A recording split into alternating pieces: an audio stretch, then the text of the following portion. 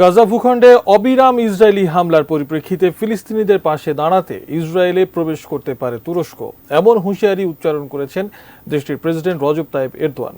অন্যদিকে গোলান মালভূমিকে কেন্দ্র করে ইসরায়েল ও লেবাননে ক্রমবর্ধমান সংকটের প্রেক্ষিতে ইসরায়েলকে নতুন করে সতর্ক করেছে ইরান, জানাচ্ছেন রায়হান মুন্সি।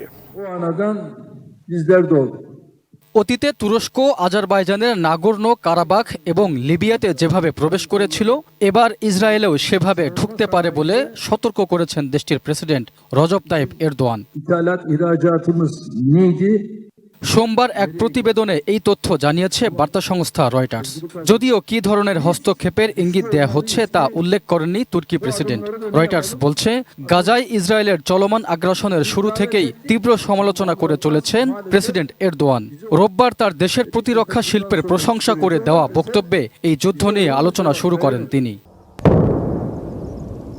গোলান মালভূমিতে রকেট হামলার দায়ে লেবাননের হিজবুল্লাহকে চরম মূল্য দিতে হবে বলে কড়া হুঁশিয়ারি দিয়েছেন ইসরায়েলি প্রতিরক্ষা মন্ত্রী ইয়োভ গ্যালন্ট। এই অঞ্চলে তারা ইরানের প্রতিনিধি হয়ে কাজ করছে বলে মন্তব্য করেছেন তিনি। তবে শুরু থেকেই ইসরায়েলে হামলায় জড়িত থাকার কথা দৃঢ়ভাবে অস্বীকার করে আসছে হিজবুল্লাহ। গত ৭ অক্টোবর গাজায় যুদ্ধ শুরু হওয়ার পর থেকে নিয়মিতভাবেই ইসরায়েল ও লেবাননের হিজবুল্লাহর মধ্যে সীমান্তে গোলাগুলি সহ হামলা পাল্টা হামলার ঘটনা ঘটছে। সংঘাতে জড়িয়ে পড়ছে ইয়েমেনের সশস্ত্র গোষ্ঠী হুতি বিদ্রোহীরাও। এমন প্রেক্ষাপটে আঞ্চলিক অস্থিরতা কমাতে উভয় পক্ষকে সর্বোচ্চ সংযম দেখানোর আহ্বান জানিয়েছে জাতিসংঘ। Raihan Munshi, desk report, ATN news.